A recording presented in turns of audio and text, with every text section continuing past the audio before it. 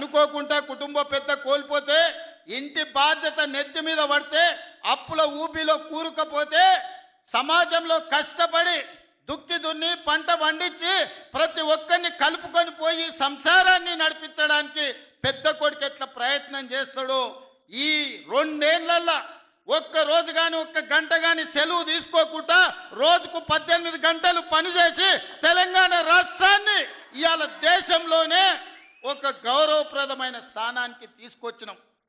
కానీ ఆయన 10 ఏళ్ళు సృష్టించిన గందరగోళం, చేసిన అప్పులు, తీసిన పరువు నిలబెట్టాలంటే ఇది సరిపోదు. కష్టపడుతున్నాం. దుక్కి దున్నంగానే పంట వండుతుందా? ఇత్తనాలు జల్లాలి, అదును అవ్వాలి, ఇత్తనాలు జల్లాలి, కాలం కలిసి రావాలి, పంట వండాలి. ఒకవేళ పంట వండినా కోతకొచ్చిన సమయంలో అకాల వర్షం వడగండ్ల వాడల పడితే పండించిన పంట కూడా నేలపాలే అవుతుంది.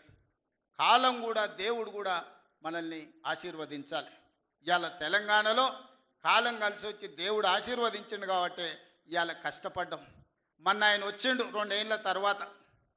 ఏదో మంచి చెప్తాడేమో అనుభవంతో నేను అనుకున్నా. పెద్ద మనిషి కదా, మనం కూడా ఈ మధ్యకాలంలో ఎప్పుడేం అనలేదు. ఏదైతే మీకు చెప్పినో అంతకంటే ముందు నా మీద 181 కేసులు పెట్టిండు.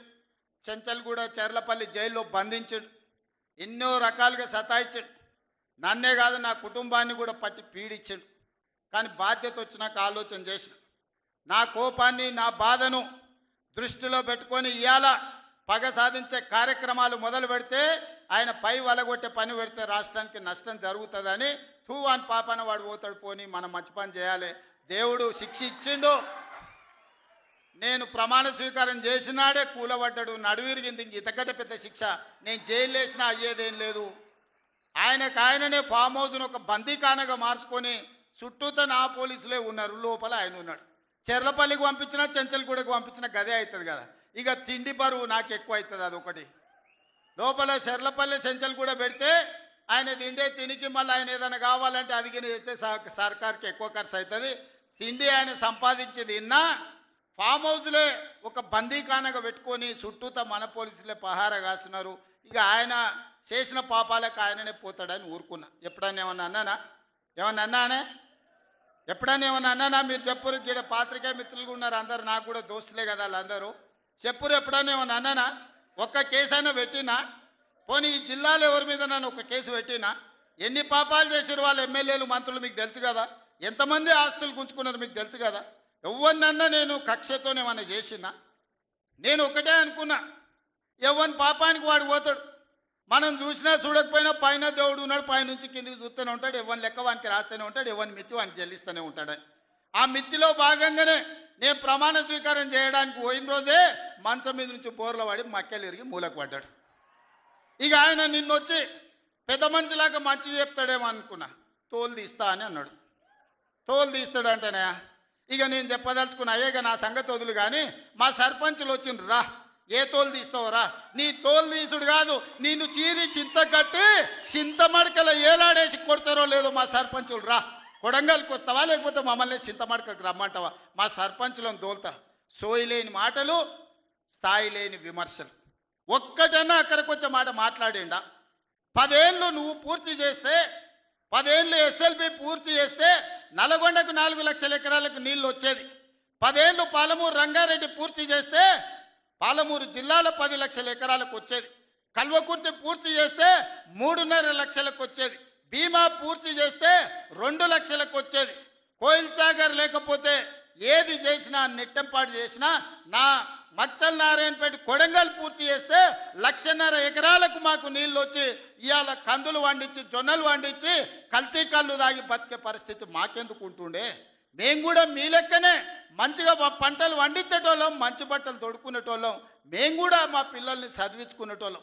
10 ఏళ్ళు పగబట్టి నారాయణపేట మక్తల్ ప్రాజెక్టును ఈనాడు పక్కన పెట్టి 69 జీవోను తుంగలో దొక్కితే ఊరూరు ఎత్తిపోతల పథకం కోసం మా కార్యకర్తలు, ఈ ప్రాంత రైతులు ధర్నాలు చేయలేదా? పార్టీలకు అతీతంగా 69 జీవో కోసం కొట్లాడలేదా? నీ సొమ్మె ఏం పోయిందా? మాకు నీళ్ళు ఇవ్వాలంటే నీకు ఇంత కడుపు నొప్పా? నువ్వు మళ్ళీ బయటకు వచ్చి ఇవాళ ఆయన తోలు తీస్తా అంటు. తోలు నాది కాదు, కానీ ఆ షేక్పేటలో మటన్ కొట్టు మస్తాన్ ఉంటాడు, ఆయన రోజు మేకలను కోసి మండి నడుపుతుంటాడు. ఆయన చెప్పిన కేసీఆర్ ఖాళీగా ఉన్నాడంటనే తోలు తీస్తాడంట, నీ మటన్ కొట్టు మస్తాన్ దగ్గర ఇంత నౌకరీ ఇయ్యండ్రి, ఇంత బోటో కూరనో పోయేటప్పుడు ఈయన బొక్కనో, ఎందుకంటే కోసిన వాళ్ళకు మామూలుగా తోలు తలకాయలు ఇస్తాం కదా మనం ఇంటికాడ దసరా పండుగ అప్పుడు. అవునా? ఏమే ఏం శివకుమార్ రెడ్డి, మన ఇళ్ళల్లో పండుగ పూట వచ్చి యాటను కోస్తే కాళ్ళు తలకాయ కోసినోనికి ఇస్తాం కదా. ఇక మటన్ కొట్టు మస్తాన్ కూడా చెప్పిన, ఆ కేసీఆర్ ఖాళీగా ఉన్నాడంటేనే 2 ఏళ్ళు ఫామ్ హౌస్లో ఏం చేస్తుండంటే తోలు తీసేది ప్రాక్టీస్ చేసిండంట, తోలు బాగా తీస్తాడంట. నీ మటన్ కొట్టులో ఈ తోలు తీస్తాడు, కాళ్ళు తలకాయలు మాత్రం ఉచితంగా సాయంత్రం పోతే దావతులో బోటిగిన ఏమైనా కొట్టుకొని సాయంత్రం 2 వేసేటప్పుడు తీసుకుంటాడేమో అని. 40 ఏళ్ళ అనుభవం అంటావు, రాష్ట్ర మంత్రి చేసిన అంటావు, కేంద్ర మంత్రి చేసిన అంటావు, 10 ఏళ్ళు ముఖ్యమంత్రిని చేసిన అంటావు, తెలంగాణ రాష్ట్రాన్ని సాధించిన అంటావు. నేను ఆడ ఫ్యూచర్ సిటీ కడుతున్నాను అంటే తొక్క తోలు, వాడెవడో వస్తాడంటే వంతారనా బొంతారనా, ఇవనే ఒక మాజీ ముఖ్యమంత్రి స్థాయిలో మాట్లాడే మాటలు మాకు రావనుకుంటున్నావా? మర్యాద ఉండదని మేము మాట్లాడతలేం, మర్యాద ఉండదని ఇవన్నీ విషయాలు మేము మాట్లాడతలేం. కానీ మొదలు పెడితే నువ్వు కాదు కదా నడువుకు రాయి కట్టుకొని ఆడ ఉన్న మల్లన్న సాగర్లో దుంకి చచ్చిపోతావు. మల్లన్న సాగర్ కాకపోతే రంగనాయ సాగర్లో మెడకు తాడేసుకొని ఊరేసుకొని చచ్చిపోతావు. చంద్రశేఖరరావు గారు, నన్ను గెలకకు, నేను అన్నీ చూసిన. ఎక్కడి నుంచి వచ్చిన నేను? నల్లమల్ల అడవుల నుంచి వచ్చిన. జడ్పీటీసీ గెలిచిన, ఎమ్మెల్సీ గెలిచిన, ఎమ్మెల్యే గెలిచిన, ఎంపీ గెలిచిన, తెలంగాణ రాష్ట్రానికి ముఖ్యమంత్రి అయినా. అమాం బాపత్ గాని కాదు, అక్కడి నుంచి వచ్చి అమెరికాలో అంట్లుదోమ వస్తే అయ్య పేరు చెప్పి మంత్రి అయినోని కాదు. ఊర్లో దుక్కి దున్ని కష్టమంటే తెలిసి రైతులలో నుంచి వచ్చినోని రైతు బిడ్డను. నాతోని తమాషాలు చేయకు. దుబాయ్ పాస్పోర్ట్ బ్రోకర్ల దందా చేయలే, రియల్ ఎస్టేట్ బ్రోకర్ దందా చేస్తుంది ప్రభుత్వం అంటున్నాడు. రియల్ ఎస్టేట్ వ్యాపారం పెంచుతుంది, రియల్ ఎస్టేట్ ఆదాయాన్ని పెంచుతుంది, రియల్ ఎస్టేట్ అభివృద్ధిని తీసుకొస్తుంది. నీ కొడుకేమో హైదరాబాద్లో రియల్ ఎస్టేట్ వాడిపోయిందంటావు, నువ్వు వచ్చేమో ఈ ముఖ్యమంత్రి రియల్ ఎస్టేట్ దందా చేస్తున్నాడు అంటాడు. ఇదేమన్నా పాస్పోర్ట్ బ్రోకర్ల దందానా? నేను ఎవరినేం దుబాయ్కి పంపుతా అని మోసం చేయలే. భూములు, ప్రభుత్వ భూములు పరిశ్రమలు పెట్టడానికి రైతులు అడిగిన నష్టపరిహారం ఇచ్చి నిన్నగాక మొన్న మక్తల్ నారాయణపేట కొడంగల్ ప్రాజెక్టుకు 12 లక్షలు ఇస్తామన్నాం. మా రైతులందరూ కాదు కూడదన్నారు. ఏం కావాలన్నా అడగమని మా శ్రీహరికి, మా శివకుమార్ రెడ్డికి చెప్పిన, మా పర్ణికమ్మకు చెప్పిన. వాళ్ళు పోయి మాట్లాడిను. వాళ్ళు అడిగింది నాకు వచ్చి చెప్పురన్న. వాళ్ళు 20 లక్షల ఎకరం కావాలన్నారు. పిలిచి క్యాబినెట్లో పెట్టి ఎకరాకి 20 లక్షల దాకా ఇచ్చి 96% ప్రజలు ఏకగ్రీవంగా ఆమోదిస్తే వాని భూమి పోయిన దుఃఖంలో ఉంటాడు, 10 రూపాయలు ఎక్కువ ఇవ్వాలని 20 లక్షల ఎకరాలాగా చెల్లించి. నిన్నగాక మన లగచర్లలో లేకపోతే హకీంపేటలో పోలేపల్లె భూమి తీసుకున్నాం. మొదట్లో 7 లక్షలు అన్నారు. అధికారులతో పంచాయతీ పెట్టుకోరు. పాపం తెలిసి తెలియక వాళ్ళు చేసిన అబద్ధాలకు ఈరోజు పంచాయతీ పెట్టుకోరు. చివరికి అడిగినాం, 20 లక్షలు 22 లక్షలు కావాలని ఇచ్చినాం. ఇందిరమ్మ ఇల్లు కావాలన్నారు, ఇచ్చినాం. అక్కడ అభివృద్ధి ఏం కావాలన్నో చేస్తామని చెప్పినాం. ఆడకు జూనియర్ కాలేజ్ ఇచ్చినాం, మెడికల్ కాలేజ్ ఇచ్చినాం, ఇంజనీరింగ్ కాలేజ్ ఇచ్చినాం, డిగ్రీ కాలేజ్ ఇచ్చినాం, అగ్రికల్చర్ కాలేజ్ ఇచ్చినాం, వెటర్నరీ కాలేజ్ ఇచ్చినాం. ఈరోజు సైనిక్ స్కూలు ఈ రాష్ట్రంలోనే లేదు. సైనిక్ స్కూల్ని కూడా ఈరోజు లగచర్ల కాడికి తీసుకొచ్చి పెట్టినాం. ఇవాళ రాష్ట్రంలోనే ఒక ఆదర్శంగా 250 ఎకరాలలో ఒక ఎడ్యుకేషన్ హబ్ కడుతున్నాం. ఈరోజు మేం పోయి ఆ ఊరికో ఈ ఊరికో ఆ పట్టణానికో పోయి చదువుకున్నాడు కాదు, తెలంగాణ రాష్ట్రంలో నలుమూలల నుంచి కొడంగల్కి వచ్చి చదువుకునేటట్టు ఒక ఎడ్యుకేషన్ హబ్బే ఈరోజు కొడంగల్ కడుతున్నాం. ఇది మా విధానం. మేము కక్షల రాజకీయం చేయం, ఎవరి మీద కక్ష కట్టం. ఎవరి పాపానికి వాడు పోతాడని దేవుడి మీద నమ్మకంతో కష్టాన్ని నమ్ముకున్న వాళ్ళం.